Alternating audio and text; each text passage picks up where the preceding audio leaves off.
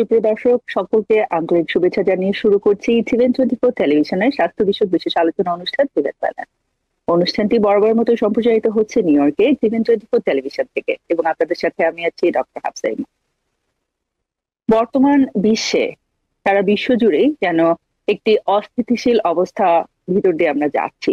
নানা ধরনের সামাজিক এবং রাজনৈতিক এবং অনেক ধরনের এনভায়রনমেন্টাল ইস্যু মানুষকে যেন অনেক বেশি অস্থিতিশীল করে তুলেছে। বর্তমান সময়ে বাংলাদেশে ঘটমান রাজনৈতিক অস্থিতিশীলতা বিশ্বের যেখানে যে অবস্থাতে বাংলাদেশি মানুষ অবস্থান করছে না কেন প্রত্যেককেই একটি ভীষণ স্ট্রেসফুল সিচুয়েশনের ভিতরে ফেলে দিয়েছে। সে অবস্থান থেকে যে সিচুয়েশনটি প্রায় প্রত্যেকেই কমনলি এক্সপেরিয়েন্স করছে সেটি হচ্ছে ঘুমের সমস্যা বা ইনসমনিয়া। এবং প্রধানত স্ট্রেস রিলেটেড সিচুয়েশনে যখন এটা হয়ে থাকে সেটাকে আমরা বলে থাকি স্ট্রেস ইনডিউসড ইনসমনিয়া, বা খুব স্ট্রেসফুল সিচুয়েশন থেকে যখন আমাদের ঘুমের রেগুলার নিয়মিত যে স্লিপ সাইকেল এটি ব্যাহত হয়। আজকের অনুষ্ঠানে আমরা এই বিষয়ে বিস্তারিত আলোচনা করব। আমরা চেষ্টা করব আপনাদের সাথে সেই ইনফরমেশন গুলো শেয়ার করে দিতে যে অবস্থায় এই সিচুয়েশনের ভিতরেও আপনি নিজেকে সুস্থ রাখে স্বাভাবিক রেখে রাতের বেলা প্রপারলি ঘুমাতে পারেন এবং পরের দিনের সমস্ত কাজগুলো প্রোডাক্টিভ ওয়েতে সম্পন্ন করতে পারেন। আজকে এই বিষয়ে আমাদের সাথে আলোচনা করবার জন্য সংযুক্ত আছেন আমাদের বিশেষজ্ঞ চিকিৎসক neurologist doctor Debashis Mridha. Doctor Debashis Mridha, আপনাকে আমন্ত্রণ জানাচ্ছি আমাদের আজকের আলোচনায়। ধন্যবাদ হাফসা, ডক্টর হাফসা। ধন্যবাদ টিভিএন কে আমাকে আমন্ত্রণ জানানোর জন্য। সবাইকে জানাচ্ছি আমার শুভেচ্ছা এবং ভালোবাসা, যে যেখানে থাকুন না কেন। ধন্যবাদ। আমি দেবাশিস মৃধা, আমি প্র্যাকটিস করছি নিউরোলজিস্ট হিসাবে মিশিগানে। আমি একজন স্লিপ স্পেশালিস্টও। আমি বোর্ড সার্টিফাইড স্লিপ স্পেশালিস্ট এবং অনেক বছর ধরেই প্র্যাকটিস করছি। আপনাকে আবারও ধন্যবাদ আপনার অসংখ্য ব্যস্ততার মাঝে আমাদের সাথে সময় করে সংযুক্ত হওয়ার জন্য। ডক্টর মৃধা, শুরুতেই আপনার কাছে জানতে চাইবো যে এই মুহূর্তে আমরা জানি যে বাংলাদেশে যে প্রায় মাস ব্যাপী দীর্ঘ সময় ধরে রাজনৈতিক অস্থিতিশীলতা চলছে এবং সে অবস্থার ভিতর দিয়ে প্রত্যেকেই আসলে নানা ধরনের স্ট্রেস রিলেটেড সিমটমস এক্সপেরিয়েন্স করছে। আমি প্রায় প্রত্যেককে বলতে শুনি যে ঘুমাতে পারছে না, প্রত্যেককেই ঘুমের ওষুধ খেয়ে ঘুমাতে হচ্ছে, রেগুলার ওয়েতে খাওয়া দাওয়া করতে পারছে না এবং আরো নানা ধরনের সিমটম গুলো দেখা যাচ্ছে। তো সে অবস্থায় আপনার কাছে শুরুতেই জানতে চাইবো যে এই যে স্ট্রেস ওভারলোডের যে সিচুয়েশন গুলো আর কি কি সিমটম বা কমনলি কোন কোন সিমটম গুলো একজন মানুষ এই অবস্থায় এক্সপেরিয়েন্স করে থাকে? খুব সুন্দর প্রশ্ন। হ্যাঁ, পৃথিবী জুড়ে একটা স্ট্রেসফুল সিচুয়েশন যাচ্ছে। বিশেষ করে যুদ্ধ চলছে, যেমন ইউক্রেনে এবং রাশিয়াতে। আমাদের দেশে গত এক মাস ধরে বেশ সমস্যা চলছে। আমরা যেটা দেখছি প্রতিদিন দেখে আমাদের কষ্ট হচ্ছে, আমরা ফ্রাস্ট্রেশনে ভুগছি, কারণ আমাদের আত্মীয় স্বজন আমাদের সবাই তো ওখানে রয়েছে। একটা সিচুয়েশন ছিল যখন সবাই বেশ কাম ছিল, কিন্তু এখন যেন সবাই উদ্গ্রীব। প্রতিদিন আমরা নতুন নতুন খবর দেখছি এবং সবাই আমরা যেন টেলিভিশনের সঙ্গে আমাদের ফোনের সঙ্গে লেগে আছি, গ্লু হয়ে আছি। সব সময় নতুন সংবাদ দেখতে যাচ্ছি, আর সংবাদগুলো তো ভালো হচ্ছে না। দেখছি কেউ কাউকে মারছে, কোনো বাড়ি জ্বালিয়ে দেওয়া হচ্ছে, পুড়িয়ে দেওয়া হচ্ছে। এগুলো দেখে আমাদের ভীষণ কষ্ট হচ্ছে। আর যখনই এই কষ্ট হয়, আমরা স্ট্রেসফুল সিচুয়েশন থেকে মধ্য দিয়ে যাই, তখন আমাদের ঘুমোতে অসুবিধা হয়। যেমন একজন যদি ডিভোর্স হয় তখন তারা ঘুমোতে পারে না, কারোর চাকরি চলে গেলে ঘুমোতে পারে না, কারোর ফ্যামিলিতে মা বাবার মৃত্যু হলে তাদের ঘুমোতে অসুবিধা হয়। ঠিক তেমনি ভাবে তার চেয়েও বেশি করে এই সমস্যাটা আমাদের হচ্ছে। আর এই সমস্যাটা হচ্ছে প্রতিদিন ধরে, প্রায় এক মাস ধরে আমাদের মাঝে চলছে। আমাদের অনেক আত্মীয় স্বজন, অনেক বন্ধু বান্ধব বলছে তারা ঘুমোতে পারছে না। এর কারণ হলো তারা রাত জেগে টেলিভিশন দেখছে অথবা ফোনের সঙ্গে যুক্ত হয়ে আছে। তখন এই যে ফোনের সঙ্গে যুক্ত হয়ে থাকে, তখন এই সংবাদগুলো তাদের স্ট্রেস দেয়, তাদের সমগ্র শরীরের ভিতরে এই স্ট্রেসগুলো কাজ করে। আর স্ট্রেস যখনই থাকে আমাদের ভিতরে একটা ধরনের হরমোন সিক্রেট হয়, সেইগুলো আমাকে ঘুমোতে দেয় না। আর অনেক সময় যেহেতু আমরা ঠিক সময় ঘুমোতে যেতে পারি না, যেহেতু স্ট্রেসফুল সিচুয়েশন, আমরা আরো বেশি সংবাদ দেখতে চাই, আমরা ঘুমের সময়টা ধরুন আমরা সাধারণত ঘুমোতে যাই 11টার দিকে বা 12টার দিকে। আর এই কদিন ধরে আমাদের অনেক বন্ধু বান্ধব তারা ঘুমোতে যায় 1টা 2টো বেজে যায়, কারণ তাদের ঘুমোর সময়টা চলে যায়। সুতরাং তাদের সার্কাডিয়ান রিদম যেটা, সেটাও ভেঙে যায়। স্ট্রেসের সঙ্গে এই সার্কাডিয়ান রিদম যেটাকে আমরা বলি, সেটাও ভেঙে যায় বলে তারা আর ঘুমোতে পারে না, ঘুম শুরু করতে পারে না, ঘুম পড়তে পারে না। তারপরে আবার যেহেতু স্ট্রেস রয়েছে, আবার জেগে ওঠে খুব সহজেই, জেগে উঠে আবার ফোনের দিকে তাকায় সেই মাঝ রাতে কি হচ্ছে বাংলাদেশে এইগুলো দেখার জন্য। এই জন্য তাদের ঘুমোতে খুব অসুবিধা হচ্ছে। ধন্যবাদ হাফসা। অসংখ্য ধন্যবাদ ডক্টর মৃধা। আপনি শুরুতে বলছিলেন যে আপনি একজন নিউরোলজিস্ট এবং একই সাথে আপনি একজন স্লিপ স্পেশালিস্ট। তো যুক্তরাষ্ট্রে আপনি দীর্ঘ সময় ধরে প্র্যাকটিস করতেন।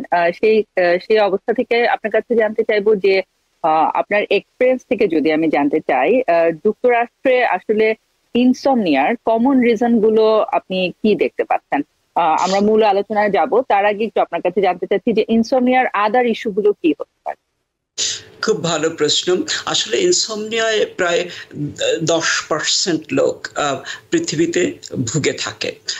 আমাদের দেশে বিশেষ করে আমেরিকাতে প্রায় 50% লোক কোনো না কোনো সময়ে ইনসমনিয়ায় ভুগে থাকে। এবং আমরা এই ইনসমনিয়াটাকে আবার বিভিন্ন ভাবে ভাগ করে থাকি। যেমন একুট ইনসমনিয়া, যখন আমরা দেখি একজন মানুষের ঘুমোতে অসুবিধা হচ্ছে 1 মাস ধরে বা 1 মাস সময় ধরে, তখন আমরা বলি এটাকে একুট ইনসমনিয়া। যখন আমরা দেখি এই ইনসমনিয়াটা তাদের চলতে থাকে 6 মাস ধরে, তখন আমরা সাধারণত ক্রনিক ইনসমনিয়াও বলতে পারি, 6 মাসের বেশি হলে। এইভাবে আমরা ভাগ করে থাকি। বিভিন্ন কারণ রয়েছে ইনসমনিয়ার। এর কারণ আমাদের লাইফস্টাইল হতে পারে, আমাদের বিভিন্ন ধরনের রোগও হতে পারে, আমরা যে মেডিসিনগুলো গ্রহণ করি সেগুলো হতে পারে। আর বিশেষ করে এদেশে ইনসমনিয়া যেটা হয়, এদেশে খুব রয়েছে স্লিপ অ্যাপনিয়া নাম করে একটা ডিজিজ আছে, যাতে ব্রিদিং এর অসুবিধা হয়। ওটা যাদের থাকে তাদের ইনসমনিয়া হয়ে থাকে। অনেকের আছে রেস্টলেস লেগ সিনড্রোম, যারা অনেক সময় পাটা নাড়াতে হয় এবং খুব আনইজি ফিল করে, ওটা থেকে ইনসমনিয়া হতে পারে। অনেকে আছে যারা স্ট্রেসফুল সিচুয়েশনে থাকে, যেটা আমরা বললাম, স্ট্রেস থেকে ইনসমনিয়া হতে পারে। এদেশে তো আমাদের স্ট্রেস রয়েছে, কাজের স্ট্রেস, সামাজিক জীবনের স্ট্রেস, এগুলো রয়েছে। অনেকে আছে যারা ভুল করে রাতের দিকে কফি খান খুব বেশি করে, তাদের অনেক সময় ঘুমোতে পারেন না। যারা অন্য ধরনের ড্রাগ ব্যবহার করেন বা অ্যালকোহল ব্যবহার করেন, তাদের এক ধরনের ইনসমনিয়া হতে পারে। এই ধরনের বিভিন্ন রকমের কারণ রয়েছে। যাদের ওবেসিটি রয়েছে তাদের এক ধরনের ইনসমনিয়া রয়েছে। যারা এক্সারসাইজ করেন না বা বাইরে বের হন না, এই দেশে তো আসলে অনেক লোক আছে যারা সারাদিন বাইরে বের হয় না, ঘরের ভিতরেই থাকে, তাদের লাইট এক্সপোজার হয় না, তখন তাদের ইনসমনিয়া হতে পারে। এ ধরনের বিভিন্ন রকমের কারণ রয়েছে। ধন্যবাদ। অসংখ্য ধন্যবাদ। আমরা ইনসমনিয়ার আরো ডিটেলস ইনফরমেশন গুলো কি কি কারণে হচ্ছে এবং তার সমাধানগুলো কি হতে পারে সেই বিষয়ে আরো বিস্তারিত আলোচনায় আসবো। তো শুরুতে আপনার কাছে আরো জানতে চাইবো যে একজন পেশেন্ট ইনসমনিয়ায় ভুগতেন বা ইনসমনিয়া এক্সপেরিয়েন্স করতেন কোনো অ্যাকিউট অথবা স্ট্রেস রিলেটেড সিচুয়েশনে, সেই পর্যায়ে সে কমনলি কি কি ধরনের সিমটম এক্সপেরিয়েন্স করেন? খুব ভালো প্রশ্ন। ইনসমনিয়া হলে যেটা হয়, সেটা প্রথম তো তাদের ঘুমোতে অসুবিধা হয়। তারা সাধারণত ধরুন কেউ একজন 11টা বা 12টায় বেডে গেল, তখন তারা ঘুমোতে পারে না। দেখে যে 1 ঘন্টা 2 ঘন্টা 3 ঘন্টা হয়ে যাচ্ছে, ঘুমোতে পারছে না। তারা ঘড়ির দিকে তাকাচ্ছে, তারা স্ট্রেস ফিল করে যে সকালে উঠে তাদের কাজে যেতে হবে, তখন তাদের স্ট্রেস হয় এবং ঘুমোতে পারে না। সকালে যখন ওঠে তারা ভীষণ ক্লান্ত এবং ডিজি ফিল করে, সারাদিন তারা টায়ার্ড ফিল করে। তাদের মুড ডিজঅর্ডার যেটা আমরা বলি, যে তারা মানে খুব সহজেই রাগ হয়ে যায়, মনে রাখতে পারে না। আমাদের ডাক্তারদের, বিশেষ করে আমরা যখন রেজিডেন্সি করতাম, আমাদের ইনসমনিয়া হলে যেটা হতো সেটা হলো আমরা অনেক সময় ভুল ডিসিশন নিতে হতো। 1.5% ভুল ডিসিশন ইনসমনিয়ার জন্য হতো। আমাদের তো আসলে যারা রেজিডেন্সি করতো তাদের ঘুমটা অত ভালো হতো না, কারণ তাদের অন কল থাকতে হতো, এই ধরনের। তারপরে কার অ্যাক্সিডেন্ট যেটা হয়, যেটা এই দেশে অনেক কার অ্যাক্সিডেন্ট হয়, সাধারণত মানুষ চালাতে চালাতে ঘুমিয়ে পড়ে। আমারও এমন কয়েকবার হয়েছিল, অন কল থেকে ফিরে আসার সময় আমরা ঘুমিয়ে পড়েছিলাম, কিন্তু বাই চান্স অ্যাক্সিডেন্ট হয়নি, কিন্তু হতে যাচ্ছিল। আর এদেশে অনেকেই ঘুমোয় না। আমাদের দেশে হচ্ছে যেটা, যে আমরা অনেক সময় ফোনের দিকে এত বেশি আকৃষ্ট থাকি, এত সুন্দর সুন্দর খবর থাকে বা অন্য কিছু থাকে, যে আমরা বেডে গিয়েও ঘুমোতে পারি না। সেই জন্য আমরা প্রথমেই যেটা বলি সবাইকে, যে ঘুমোতে হলে ফোনটাকে দূরে রেখে দিতে হবে, কারণ ফোনটা কাছে থাকলে ওটা মাঝে মাঝে শব্দ করে, আপনাকে ডেকে তুলতে চায়, তখন আপনি ঘুমোতে পারবেন না। ফোনটা হাতের কাছে থাকলে মাঝে মাঝে ইচ্ছে হয় যে আমি দেখি ওখানে কোন খবর আছে বা নতুন কি হলো। এই ধরনের বিভিন্ন সমস্যা থাকে, তাই আমরা ফোনকে দূরে রাখতে বলি। তো ইনসমনিয়া হলে এইগুলো হয়। তারপরে যেটা আরো ক্ষতি যেগুলো হয়, সেগুলো আমরা বলি সাইড এফেক্ট। সেগুলো হলো ইনসমনিয়া যাদের আছে তাদের ওবেসিটি বেড়ে যায়, মানে তাদের অ্যাবডোমিনাল ফ্যাটটা বেড়ে যায়। অ্যাবডোমিনাল ফ্যাট বেড়ে গেলে যেগুলো হয়, হাই ব্লাড প্রেশার হতে পারে, তাদের হাই ব্লাড প্রেশার হয়, তাদের ডায়াবেটিস হতে পারে। ইনসমনিয়া একটা প্রধান কারণ ডায়াবেটিসের, আমরা এখানে বলি। আসলে ইনসমনিয়া হওয়ার পরে তাদের ট্রাঙ্কাল ওবেসিটি বা অ্যাবডোমিনাল ওবেসিটি হয়, তখন তাদের ডায়াবেটিস হতে পারে। ইনসমনিয়া হলে তাদের হাই ব্লাড প্রেশার হয়, সেখান থেকে তাদের স্ট্রোক হতে পারে, হার্ট অ্যাটাক হতে পারে, কার্ডিয়াক ডিসরিদমিয়া, মানে হার্টের বিটটা ইরেগুলার হয়ে যেতে পারে। এই ধরনের বিভিন্ন ধরনের সমস্যা আমরা সম্মুখীন হই ইনসমনিয়া থেকে। আর ইনসমনিয়া থেকে যে আমরা বললাম যে মুড ডিজঅর্ডার হয়, মানে এংরি হয়ে যায়। আপনাদের বাড়িতে আমাদের স্ত্রীরা রয়েছেন, যদি তাদের দেখেন আপনার মেজাজ খারাপ আছে, তখন বুঝতে হবে সে হয়তো ভালো ঘুমায় নেই, তাই রাগ করা চলবে না আমাদের। এটা আমাদের দেখে নিতে হবে। এটা কিন্তু হয়, কারণ তারা ভালো ঘুমায় না, তারপর সারাদিন কাজ করতে হয়, তখন তাদের মেজাজটা চড়ে যায়। আর এর থেকে অনেকের ডিভোর্সও হয়। এই দেশে অনেক ডিভোর্স আমরা দেখেছি, যে তার মূল কারণ হলো ইনসমনিয়া। এখানে আরেকটা বড় কারণ আছে এই দেশে, যে দেশে আমাদের দেশে আসলে শীতকালে আমরা গরম রাখি বাড়িটাকে, যারা অনেক গরম রাখে তাদের ইনসমনিয়া হয়, এবং তাদের মাথাটা অনেকটা ঘুরোয়, এবং অনেকটা মাথাটা খারাপ হয়ে যায় একেবারে। তারা কিছুতেই কনসেন্ট্রেট করতে পারে না। আমার একজন পেশেন্ট ছিল, যার এমন অসুবিধা হতো যে সে কিছুতেই কনসেন্ট্রেট করতে পারতো না, সারাক্ষণ রাগ থাকতো, কাজে গিয়ে কনসেন্ট্রেট করতে পারতো না। সে অনেকটা পাগল হয়ে গেছিল, কারণ সে ঘুমোতে পারতো না বলে। তারপরে তার টেম্পারেচারটা আমরা কমিয়ে দিলাম বাড়িতে, সবকিছু ঠিক হয়ে গেল। এই ধরনের ব্যাপার হতে পারে। ধন্যবাদ। অসংখ্য ধন্যবাদ ডক্টর মৃধা। আপনি বলছিলেন যে অনেকেই ফোন ইউজ করে, রাতের বেলা ফোন হয়তো বা পাশে থাকলে ভাইব্রেট করে। একটি এই মুহূর্তে যে জিনিসটি বারবার আলোচনায় আসছে, আমি দেখি যে ইনসমনিয়া রিলেটেড আলোচনায় গেলে সব জায়গায়, যেটা বলে যে ফোনের স্ক্রিন থেকে যে ব্লু লাইট বের হয়, সেটি নাকি আমাদের স্লিপ প্যাটার্নকে ইন্টারাপ্ট করে এবং হরমোন সিক্রেশনকে এফেক্ট করে, এবং সে কারণেও নাকি মানে একজন মানুষ বিছানায় যাওয়ার পরে তার স্লিপ হাইজিন ফলো করলে যেভাবে করে ঘুম আসার একটা নিয়ম, সেই ব্যাপারটা ইন্টারাপ্টেড হয়।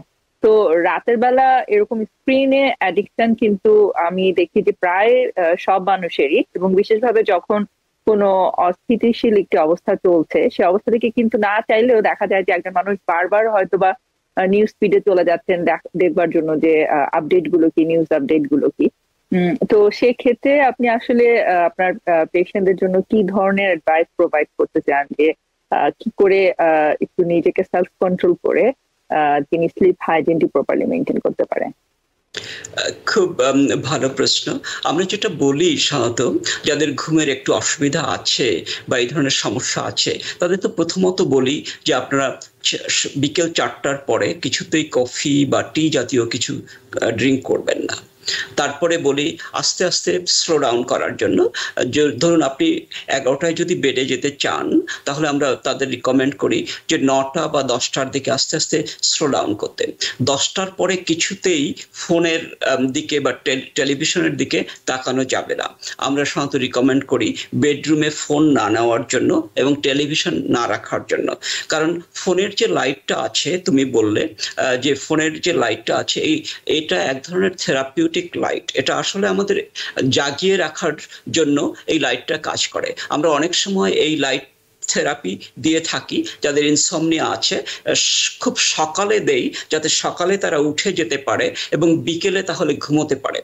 কারণ এই লাইটগুলো আমাদের জাগিয়ে রাখতে খুব সাহায্য করে। তাই ফোনের লাইট থেকে আমাদের দূরে থাকতেই হবে। আর ফোনের যে শব্দগুলো হয় মাঝে মাঝেই যখন ম্যাসেজ আসে বা অন্য ধরনের কিছু আসে, তখন একটা শব্দ হয়, ওটা আমাদের তুলে ঘুম ভাঙিয়ে দেয়। অনেকে ফোনকে ব্যবহার করে তাদের কলিং বেল হিসাবে সকালবেলায়, কিন্তু তার ঠিক না। অন্য কোনো কলিং বেল ব্যবহার করা ভালো। ফোনটাকে দূরে রেখে যাওয়া, চার্জে অনেক দূরে রেখে গেলে বেডরুমের বাইরে রাখাই ভালো, কারণ বেডরুমের কাছে না রাখাই ভালো। যদিও আমরা অনেক সময় ফোন পেতে চাই, কিন্তু না পাওয়া ভালো। যাদের বিশেষ করে ঘুমোতে অসুবিধা আছে তাদের এটা কিছুতেই বেডরুমে নেওয়া উচিত না। ধন্যবাদ। অসংখ্য ধন্যবাদ। একই সাথে জানতে চাইবো যে আসলে স্লিপ হাইজিন একটি টার্ম আমরা ইউজ করে থাকি। তো স্লিপ হাইজিন বলতে আমরা কি বুঝি, এবং আপনি কিছু ইনফরমেশন একটু আগে বলছিলেন। তো স্লিপ হাইজিনের সাথে যে রিলেটেড ব্যাপারগুলো আছে, যে জিনিসগুলো প্রপার ওয়েতে মেনটেন করা উচিত, সেই বিষয়ে যদি একটু বিস্তারিত আপনি ইনফরমেশন গুলো শেয়ার করেন। খুব ভালো কথা। এই দেশে আমরা যেটা বলি এখন, যাদের ইনসমনিয়া রয়েছে তাদের আমরা এক ধরনের থেরাপির কথা বলি, সেটার নাম হলো কগনিটিভ বিহেভিয়ারাল থেরাপি। এটা খুব এফেক্টিভ, যে কোনো মেডিসিনের চেয়েও এটা বেশি এফেক্টিভ। আমাদের এদেশের কগনিটিভ বিহেভিয়ারাল থেরাপি দেওয়ার জন্য স্পেশাল ট্রেন্ড মানুষ আছে। তারা সাধারণত স্লিপ হাইজিনকে প্রিফারেন্স করে। স্লিপ হাইজিন বলতে আমরা যেটা বলি যে কতগুলো নিয়ম মেনে চলতে বলি। আমরা সাধারণত 6টা নিয়ম মেনে চলতে বলি। বিশেষ করে প্রথমত যে আপনার যে ঘুমোতে যাবেন প্রতিদিন একই সময় ঘুমোতে যেতে হবে এবং একই সময় ঘুম থেকে উঠতে হবে। আমাদের জানা উচিত যে আমাদের 7 থেকে 9 ঘন্টা ঘুমানো উচিত। সুতরাং যারা রাত 11টায় ঘুমোতে যায় তাদের সাধারণত সকাল 7টায় উঠতে পারেন। সুতরাং 8 ঘন্টা, এর মাঝে আপনাদের 7 ঘন্টা ঘুম হবে, তাহলে ঘুমোতে পারবে। তাই আমরা এই নিয়মটা মেনে চলতে বলি। যারা প্রতিদিন ঘুমোতে যান মানে 11টায়, রাত 11টায়, তাদের 11টায় যাওয়া উচিত। কারণ যখন আমরা একই সময় ঘুমোতে যাই তখন আমাদের বডিটা অ্যাডজাস্ট করে যায়। ওই সময় আমাদের ব্রেইন থেকে একটা সাবস্টেন্স সিক্রেট হয়, বলে মেলাটোনিন, এবং এটা আমাদের ঘুমোতে সাহায্য করে। যারা 11টায় প্রতিদিন ঘুমায় তারা যদি রাত 1টায় বেডে যায় তাহলে দেখবেন যে তারা ঘুমোতে পারছে না, তাদের ঘুম আসবে না। কারণ ওই যে মেলাটোনিনটা কাজ করবে না এবং সার্কাডিয়ান যে রিদম আছে আমাদের বডির ভিতরে, সেই সার্কাডিয়ান রিদমটা আমাদের ভেঙে যাবে। সুতরাং এটা হলো একটা বড় রকমের স্লিপ হাইজিনে। একই সময়ে বেডে যাওয়া, একই সময়ে জেগে ওঠা। ইভেন উইকেন্ডেও এই কাজটা করতে হবে, বিশেষ করে যাদের ঘুমোতে অসুবিধা আছে। তারপরে হলো যে বিকেলের দিকে কিছু উত্তেজক ড্রিঙ্ক করা যাবে না, যেমন অ্যালকোহল, কফি, টি, এগুলো 4টার পরে কিছুতেই ড্রিঙ্ক করা যাবে না, কারণ এগুলো আপনাদের তাহলে জাগিয়ে রাখবে। তারপরে আস্তে আস্তে যদি আপনি 11টায় বেডে যেতে চান তাহলে 9টার দিকে বা 10টার দিকে আপনাকে আস্তে আস্তে রিল্যাক্স করতে হবে। রিল্যাক্সেশন, কেউ মেডিটেশন করে, কেউ ইয়োগা করে, এমন কিছু করতে হবে। আর স্লিপ হাইজিনের জন্য আমরা সাধারণত বলি যে প্রতিদিন একটা সময় ব্যায়াম করতে। আমি অনেককে দেখছি যারা রাতে ব্যায়াম করেন, বিশেষ করে 9টার দিকে বা 7টার দিকে ব্যায়াম করেন, তাদের ঘুমটা আরো ভালো হয়, আমি দেখেছি সেটা। আবার অনেকে পছন্দ করেন না রাতের দিকে ব্যায়াম করা, তাদের সময় হয় না, তারা সকালে ব্যায়াম করতে পারেন, কিন্তু প্রতিদিন একটা ব্যায়াম, কিছুটা ব্যায়াম করে ভালো হয়। এই ধরনের বিভিন্ন রকমের উপদেশ আমরা দিয়ে থাকি যাতে করে স্লিপ তারা ঘুমোতে পারে। আর বিশেষ করে স্ট্রেস নেবেন না। এই যে ফোনের কথা বললাম, যে ফোনটা আপনাকে স্ট্রেসফুল করে দেবেই, বিশেষ করে রাতের বেলায়। আপনি যদি নিউজ দেখেন, নিউজগুলো সাধারণত তো খারাপ নিউজ হয়, ভালো নিউজ তো হয় না কখনো, ভালো নিউজ দেয় না, তাহলে কেউ দেখবে না। যে নিউজগুলোকে আপনাকে টেনশন করবে বা আপনাকে উত্তেজিত করবে, আপনাকে রাগান্বিত করবে, এ ধরনের নিউজই সাধারণত দেওয়া হয়। কেউ ভালো কথা লিখবে না, সুতরাং আপনারা ওই নিউজগুলো দেখবেন না, তাহলে দেখবেন ভালো ঘুমোতে পারবেন। ধন্যবাদ। অসংখ্য ধন্যবাদ ডক্টর মৃধা।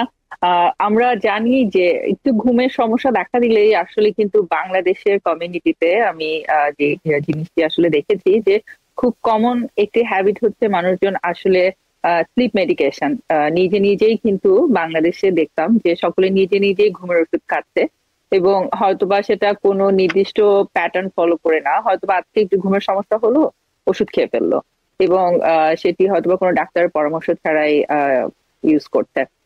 তো সেই বিষয়ে আপনি কি সাজেস্ট করবেন, এবং একই সাথে আসলে যুক্তরাষ্ট্রে কি কমন মেডিকেশন আমরা প্রেসক্রাইব করে থাকি, এবং কি ধরনের পেশেন্টকে আসলে আমরা স্লিপ মেডিকেশন প্রেসক্রাইব করে থাকি এখানে?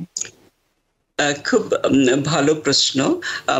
সাধারণত আমাদের স্লিপ মেডিসিনে আমরা মেডিসিন প্রেসক্রাইব করতে চাই না, অ্যাভয়েড করি যতটা পারা যায়। কিন্তু যদি সিচুয়েশন হয় যে আমরা এই যে স্লিপ হাইজিনের কথা বললাম, এগুলো আমরা রিকমেন্ড করি। তারপরে রিকমেন্ড করি লাইট থেরাপি, তারপরে অনেক ধরনের থেরাপি, কগনিটিভ বিহেভিয়ারাল থেরাপি যেটা বললাম, এটা রিকমেন্ড করি। এগুলোই যখন কাজ না করে, যখন দেখি যে কাজ করছে না, তখন আমরা কয়েকদিনের জন্য, ধরুন 7 দিন এর জন্য একটা মেডিসিন আস্তে আস্তে রিকমেন্ড করি। তারপর আস্তে আস্তে সেই মেডিসিনটাকে তুলে নেই, মানে দূরে সরিয়ে নেই, আর দেই না।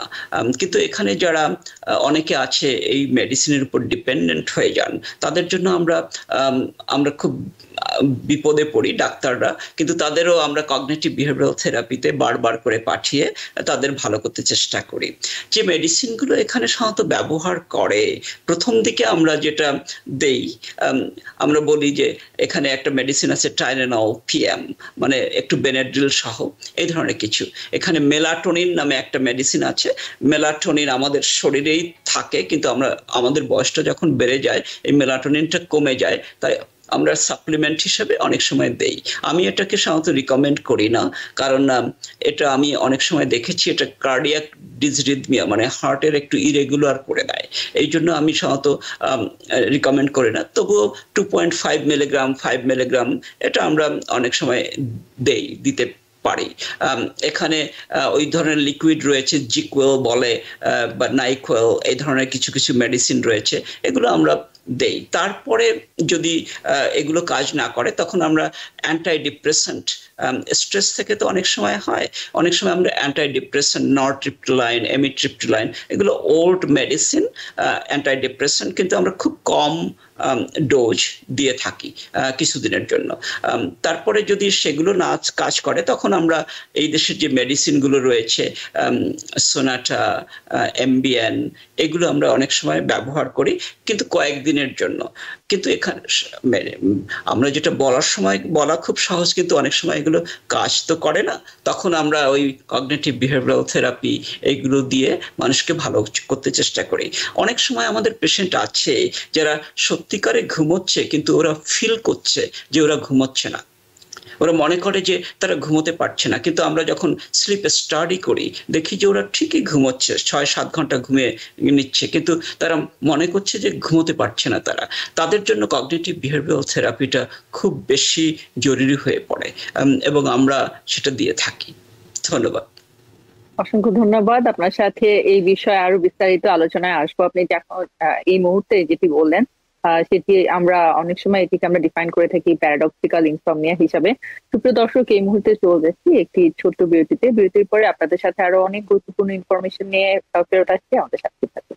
সুপ্রিয় দর্শক, বিরতির পর আপনাদের সাথে আবার ফেরত আসছি। আজকে টিভেন ওয়েলনেস এর আলোচনা ঘুমের সমস্যা বা ইনসমনিয়া, এবং বিশেষভাবে এই সময় বাংলাদেশে ঘটমান যে রাজনৈতিক অস্থিতিশীলতা মানুষকে অনেক বেশি স্ট্রেস করে তুলেছে। তার প্রত্যেকে ঘুমের সমস্যা এক্সপেরিয়েন্স করছেন। এই বিষয়ে আমাদের সাথে বিস্তারিত ইনফরমেশন শেয়ার করছেন আমাদের বিশেষজ্ঞ চিকিৎসক ডক্টর দেবাশিস মৃধা। ডক্টর মৃধা, আপনি বলছিলেন যে অনেকেই রাতের বেলা যখন ঘুমাচ্ছে, স্লিপ স্টাডিতে দেখা যাচ্ছে যে মানুষটি ঘুমাচ্ছে, কিন্তু সে ফিল করছে যে তার ঘুম হচ্ছে না। তিনি ফিল করছেন যে তিনি হয়তোবা জেগেই আছেন।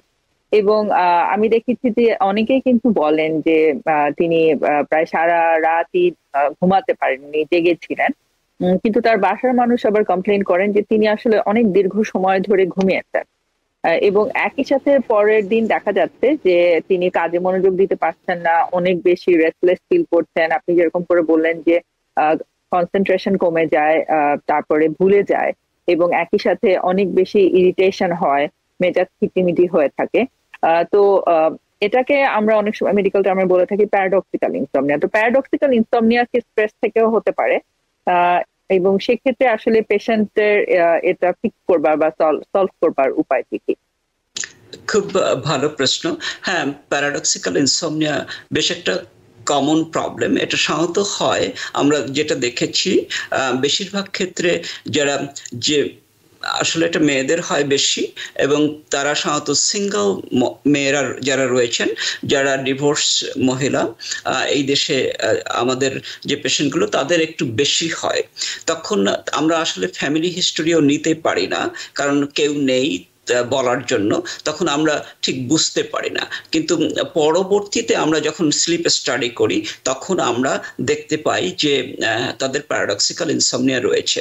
কারণ ওনারা আসলে যখন ঘুমোতে যায়, আমরা বলি টাইম স্লিপ অনসেট ল্যাটেন্সি যেটাকে বলে, ওই ল্যাটেন্সিটা একটু বেশি হয় তাদের। বেশি হলে তারা মনে করে যে তারা ঘুমোতে পারছে না, কিন্তু আলটিমেটলি তারা ঘুমিয়ে পড়ে, আবার উঠে আবার ঘুমিয়ে পড়ে, এরকম হয়। তখন তারা মনে করে যে তারা ঘুমোতে পারছে না। আর এই যে মনে করছে, এইটা থেকে প্রচন্ড স্ট্রেস হয়, এবং ওই স্ট্রেসের জন্য তারা ভুলে যায়, তাদের মেজাজটা খিটখিটে থাকে, তাদের অনেক কিছু হয়। কিন্তু আসলে যারা ঘুমোতে পারে না তাদের অনেক সময় দেখা যায় যে তাদের আসলে মেমোরিটা আস্তে আস্তে খারাপ হয়ে যায়। আমরা ইদানিং দেখছি যে যারা ভবিষ্যতে ডিমেনশিয়া ডেভেলপ করবে, তাদের ঘুমটা একটু কমে যায়, আগে ভাগে ঘুমোতে একটু অসুবিধা হয়। সেই জন্য আমরা স্লিপ স্টাডি করে অনেক সময় প্রেডিক্ট করতে পারি যে তাদের আসলে ভবিষ্যতে ডিমেনশিয়া হবে কিনা, এরকম একটা ব্যাপার আছে। বা অন্যভাবে যদি আমরা বলতে চাই, আমি এটাও পড়েছি যে যারা অনেক বেশি নাইট শিফটে কাজ করেন বা রাতের বেলা যারা একটি রেগুলার স্লিপ সাইকেল ফলো করতে পারেন না বা করেন না, তাদের ক্ষেত্রে দেখা যায় যে অনেক সময়ই তাদের আর্লি এই যে ডিমেনশিয়া বা বয়সের সাথে সাথে যে ভুলে যাবার একটি সমস্যা, এটি ডেভেলপ করে যায়। হ্যাঁ, খুব ভালো বলেছো। এটা আমি দেখেছি অনেক নার্স যাদের অল্প বয়স, মানে 55 বছর বা 60 বছর বয়স, আমার অনেক নার্স পেশেন্ট আছে, তারা তাদের রিটায়ার করে যেতে হয়েছে কারণ তারা মনে থাকছে না। তারা নাইট শিফটে কাজ করতো সারা জীবন ধরে এবং পছন্দ করতো। নাইট শিফটে যারা কাজ করে তাদের এরকম হয়, তারা ভুলে যায় অনেক সময়, তাদের মেমোরিটা হয়ে যায়। আসলে আমরা তো সার্কাডিয়ান রিদমের হিউম্যান বিং, আমাদের এই নিয়মগুলো ভেঙে ফেললে অনেক সময় অসুবিধা হয়। প্রথম দিকে হয় না তেমন, কিন্তু বয়সটা বেড়ে গেলে এই সমস্যাটা আমরা দেখতে পারি। আর আসলে এই ডিজিজটা তো যাদের ঘুমোতে পারে না তাদের কাছ থেকে হিস্টোরি ঠিক নেওয়া যায় না। হিস্টোরিটা নিতে হয় তার বেড পার্টনার বা অন্য কারোর কাছ থেকে, কারণ তারা কেমন ঘুমোয়। অনেকে তারা জানেই না যে তারা স্নোরিং করছে, তারা অনেক সময় ব্রিদিং স্টপ করছে বা 10 সেকেন্ডের বেশি সময় ধরে ব্রিথ করছে না, এরকম ব্যাপার তারা বুঝতে পারে না। তখন আমাদের জিজ্ঞেস করতে হয় বেড পার্টনারের কাছে যে সে স্নোরিং করে কিনা, ঘুমোয় ঠিক মতো কিনা, ওঠে ঠিক মতো কিনা। কারণ অনেক সময় এটা যে পেশেন্ট তারা বলতে চায় না, আবার বলতে পারে না, এ ধরনের একটা ব্যাপার আছে। তাই আমরা হিস্টোরিটা বেড পার্টনারের কাছ থেকে বেশি নেই, তারপরে আমরা স্লিপ স্টাডি করি, তখন আমরা দেখতে পাই। কিন্তু স্লিপ স্টাডি করলে অনেক সময় সবকিছু ধরা পড়ে না। ধন্যবাদ। আপনি বলছিলেন যে বয়সের সাথে সাথে শরীরে মেলাটোনিন কমে যায় এবং অনেকেই সাপ্লিমেন্ট হিসেবে মেলাটোনিন ইউজ করে থাকে, কিন্তু আপনি একজন স্লিপ স্পেশালিস্ট হিসাবে আপনি আসলে মেলাটোনিন সাপ্লিমেন্ট হিসেবে ইউজ করার ব্যাপারে খুব একটা সাজেস্ট করেন না। সেটি কেন? এবং যদি কমনলি কেউ মেলাটোনিন ইউজ করে থাকে সেক্ষেত্রে কি কোনো সাইড এফেক্ট বা কোনো সমস্যা কি আছে? আসলে তেমন কোনো সাইড এফেক্ট নেই, কিন্তু আমার যেটা হয়েছে, আমি কয়েকবার ব্যবহার করেছি। আম, আম, তখন আমি দেখেছি তাদের আগে তাদের কার্ডিয়াক ডিসরিথমিয়া ছিল না, কিন্তু এটা ব্যবহার করার পরে ধরা পড়েছে যে তাদের অনেকের কার্ডিয়াক এরিথমিয়া হয়ে গেছে। এবং আমার একটা পেশেন্ট আসলে অনেকদিন আগে মারা গেছেন। তারপরে থেকে আমি একটু ভয় পেয়েছি যে এটা কি কার্ডিয়াক ডিসরিথমিয়া থেকে হলো, এটা কি কোনো রিলেশনশিপ রয়েছে মেলাটোনিনের সঙ্গে, বা এই ধরনের কোনো ব্যাপার রয়েছে। এই থেকে আমার একটু সন্দেহ হচ্ছে আর কি। আমার কোনো স্টাডি নেই, তেমন কিছু নেই, তবু আমি দেই, কিন্তু খুব কম দেই। 2.5 মিলিগ্রাম দেই সাধারণত। 5 মিলিগ্রাম বা 10 মিলিগ্রাম অনেকে দেয়, আমি একটু কম কম ব্যবহার করি আমি যখন দেই। তেমন অসুবিধা হয় না, কিন্তু আমার ওই একটা ভয় ধরে গেছে আমার নিজস্ব অভিজ্ঞতা দিয়ে। ধন্যবাদ। একই সাথে ইনসমনিয়াতে খুব আরো একটি কমন সিমটম যেটি সবাই বেশি কমনলি কমপ্লেন করে থাকে যে রাতের বেলা কিছুক্ষণ ঘুমানোর পরেই হয়তোবা তার ঘুম ভেঙে যাচ্ছে এবং বারবার ঘুম ভেঙে যাচ্ছে। ঘুম ভেঙে যাবার পরে অনেকেই উঠে হয়তোবা হাঁটাহাঁটি করেন, অনেকে আবার চেষ্টা করেন যে একটু স্লিপ মেডিকেশন খেয়ে আবার ঘুমাবার চেষ্টা করবার। তো এইরকম সিচুয়েশন যেসব পেশেন্টরা এক্সপেরিয়েন্স করেন, দেখা যায় যে পরবর্তীতে তিনি যদি পড়ালেখা করেন অথবা চাকরি করেন অথবা ফলোইং ডেতে তার যেসব অ্যাক্টিভিটিস থাকে না কেন, আসলে কিন্তু ইন জেনারেল অনেক বেশি ফ্যাটিক ফিল করেন, মনোযোগ দিতে পারেন না, প্রোডাক্টিভিটি অনেক ইন্টারাপ্টেড। তো সেই খুব ভালো ক্ষেত্রে প্রশ্ন। এই এই যে যে ইনসমনিয়াটা, সরি, যেটা জেগে ওঠে, ঘুম ভেঙে যায়, এই ইনসমনিয়াটার কারণটা হলো, এটাকে আমরা সাধারণত কজ এফেক্ট হিসাবে ধরি। কারণ রয়েছে এখানে। বিশেষ করে ঘুম ভেঙে যায় তাদেরই যাদের রেস্টলেস লেগ সিনড্রোম থাকে, কোনো ব্যাক পেইন থাকে বা অন্য কিছু থাকে, যদি তাদের স্লিপ অ্যাপনিয়া থাকে। কারণ স্লিপ অ্যাপনিয়া হলে ওরা মনে করে যে ওরা ঘুমোচ্ছে, কিন্তু ওরা অনেক সময় ঘুমোয় না। ওদের আসলে স্লিপের আমরা বলি 4টা স্টেজ রয়েছে। স্টেজ 1টা সাধারণত 10 থেকে 15 মিনিট সময় লাস্টিং করে। তারপরে স্টেজ 2 স্লিপটা প্রায় 50% আমাদের স্লিপ টাইম অধিকার করে থাকে। তারপরে স্টেজ 3 যেটা স্লিপ, যেটাকে আমরা বলি ভেরি ডিপ স্লিপ, ওই স্লিপটা থাকে সাধারণত 10 to 15% টাইম। আর যে একটা স্লিপ থাকে আমরা বলি র্যাপিড আই মুভমেন্ট স্লিপ বা রেম স্লিপ, ওই সময় আমরা স্বপ্নে দেখি, ওই সময় আমাদের বডিটা সবচেয়ে রিল্যাক্স হয়, ওই সময়টাকে আমরা বলি রেম স্লিপ। ওটা থাকে 20 to 25% অফ দ্য টাইম। ওই রেম স্লিপ যাদের কম হয় তারা সাধারণত ফেটিগ এবং টায়ার্ড ফিল করে। আর যারা জেগে ওঠে রাতে বারবার করে, তাদের অন্য কোনো সমস্যা রয়েছে। বিশেষ করে ছেলেদের যে অসুবিধা হয়, যারা বয়স্ক, তাদের প্রস্টেটের প্রবলেম থাকে, তখন তাদের বারবার করে বাথরুমে যেতে হয়। যদি দুবারের বেশি ঘুম ভেঙে যায় রাতে, তখন আমরা বলি যে স্লিপ ফ্র্যাগমেন্টেশন হচ্ছে, স্লিপটা ভেঙে যাচ্ছে, তাদের বাথরুমে যেতে হয়। অনেকের যারা স্লিপ অ্যাপনিয়া যাদের রয়েছে, তারা 10 সেকেন্ড বা 15 সেকেন্ড বা 20 সেকেন্ডের বেশি যখন তারা ব্রিদিং স্টপ হয়ে যায়, তখন তারা জেগে ওঠে, বিশেষ করে ব্রেইনটা জেগে ওঠে, তখন তাদের আবার নতুন করে ঘুমাতে যেতে হয়। এই ধরনের সিচুয়েশনে তারা ঘুম থেকে সাধারণত জেগে ওঠে। অনেকে আসে নাইট টেরর হয়, তারাও ঘুম থেকে জেগে উঠতে পারে আগে আগে, বা এরকম ভেঙে যায়, ঘুম ভেঙে যেতে পারে তাদের। অনেকের ওই স্লিপ অ্যাপনিয়া থেকে অনেকের ঘুমটা ভেঙে যায়, তখন তাদের আবার নতুন করে ঘুমোতে যেতে হয়। বিশেষ করে ছেলেদের ক্ষেত্রে, মেয়েদের ক্ষেত্রেও ওই বাথরুমে যাদের যেতে হয় বারবার করে, তারা উঠে যায়, তারপরে ঘুমোতে অসুবিধা হয়। আর হঠাৎ করে অনেকের আছে যারা ঘুমটা ভেঙে যায়, কিন্তু কোনো কারণ ছাড়া ঘুম সাধারণত ভাঙে না, ঘুম ভাঙে কোনো একটা কারণের জন্য। অনেকেই অসংখ্য ধন্যবাদ। অনেকেই আসলে যেটা বলেন যে ওনারা চেষ্টা করেন রাতের বেলা একটা গরম দুধ খেতে বা ক্যামোমিল টি, এগুলো কি আসলে ইফেক্টিভ? এগুলো কি হেল্প করে? আম, অনেক সময় করতে পারে। অনেকে বলে যে ক্যামোমেল টি যেটা, ওটা তাদের রিল্যাক্স করে এবং তারা ঘুমোতে পারে। আম, আম, আর মিল্ক, অনেকের যে কোনো একটা কার্বোহাইড্রেট জাতীয় কিছু খেলে সাধারণত ঘুম আসতে পারে, এরকম হতে পারে। কিন্তু সব সময় কাজ করে না এটা। আম, মাঝে আমার মনে হচ্ছে যে যারা ইয়াং তাদের জন্য এটা কাজ করে বেশি। আমার যারা বয়স্ক পেশেন্ট তারা যখন বলেন যে এগুলো চেষ্টা করেছেন কিন্তু কাজ করেনি তাদের জন্য, আম, তাদের জন্য তেমন কাজ করে না। এটা ডিপেন্ড করে পার্সন টু পার্সন। অনেক সময় এটা সাইকোলজিক্যাল, তারা ভাবে যে এটা খেলে কাজ করবে, তখন সেটা কাজ করে। কারণ স্লিপ প্রবলেমটা অনেকটা সাইকোলজিক্যাল,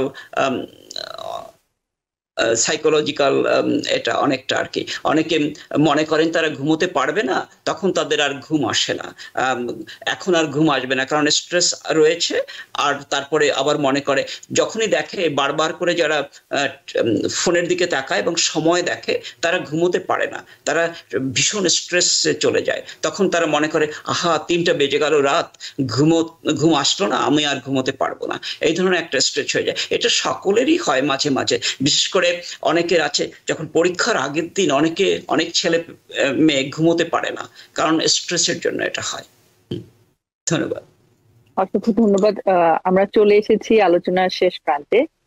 তো বিদায়ের পূর্বে আপনার কাছে জানতে চাইবো যে আপনি লাইট থেরাপি সম্পর্কে বলছিলেন, এই বিষয়ে যদি দর্শকদের সাথে আরেকটু ইনফরমেশন শেয়ার করেন এবং আপনার কোনো অ্যাডভাইস থাকলে সেটিও যদি শেয়ার করেন। খুব ভালো প্রশ্ন। হ্যাঁ, বিভিন্ন ধরনের থেরাপি রয়েছে এখন। অনেকে আছে, একটা মেশিন আছে বলে আলফা স্টিম, এটা ব্যবহার করে। অনেকে লাইট থেরাপি ব্যবহার করে। লাইট থেরাপিটা সাধারণত যেটা আমরা দিয়ে থাকি, যে যাদের ঘুমোতে অসুবিধা হয়, ধরেন আপনি 11টায় ঘুমোতে গেলেন, আপনার রাত 2টো পর্যন্ত ঘুম আসলো না, তখন আমরা তাদের সকালে ঘুম থেকে উঠে তাদের লাইট থেরাপি দেই।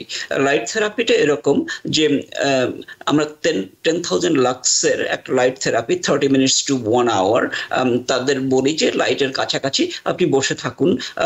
তাহলে হয় কি যে তাদের সার্কাডিয়ান রিদমটা আমরা অনেকটা চেঞ্জ করে দেই। তাহলে বিকেলে নেক্সট নাইটে তাদের ঘুমটা তাড়াতাড়ি আসবে। এই জন্য আমরা লাইট থেরাপি দেই। এই লাইট থেরাপিটা আমরা সাধারণত 1 মাস, 15 দিন থেকে 1 মাস দিয়ে থাকি। দেখা যায় বেশিরভাগ ক্ষেত্রেই কাজ করে, অনেক সময় কাজ করে না। যদি তাদের দেখি যে তাদের অন্য কোনো অসুবিধা আছে, তখন আমরা অন্যভাবে লাইট থেরাপি দিয়ে থাকি।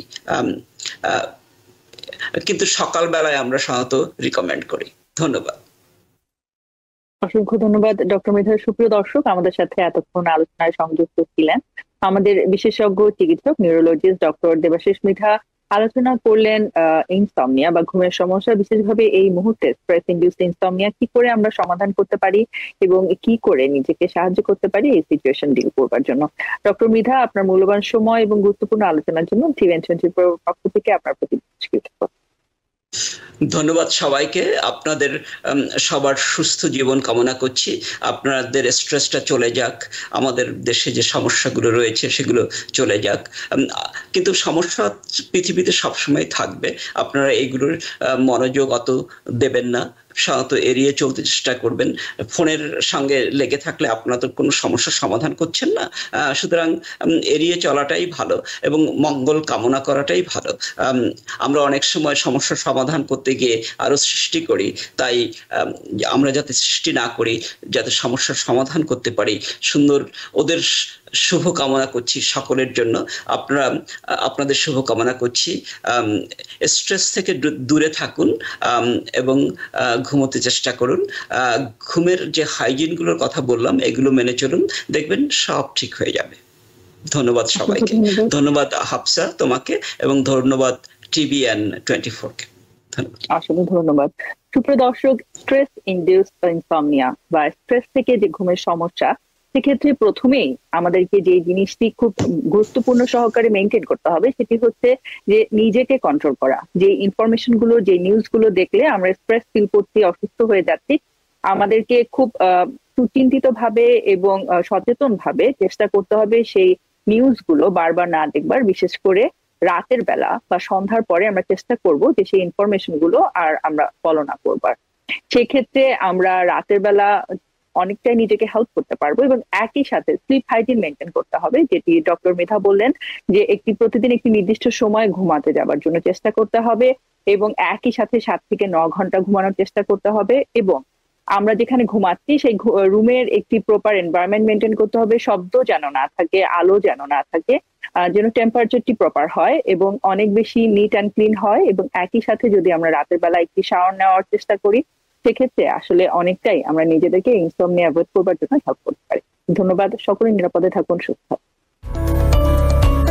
TBN 24 টেলিভিশন দেখতে আজই কল করুন 7187776556। লগ ইন করুন www.totalcablebd.com। নিউ ইয়র্ক থেকে সম্প্রচারিত TBN 24 টেলিভিশন বিশ্বজুড়ে বাঙালির কণ্ঠস্বর।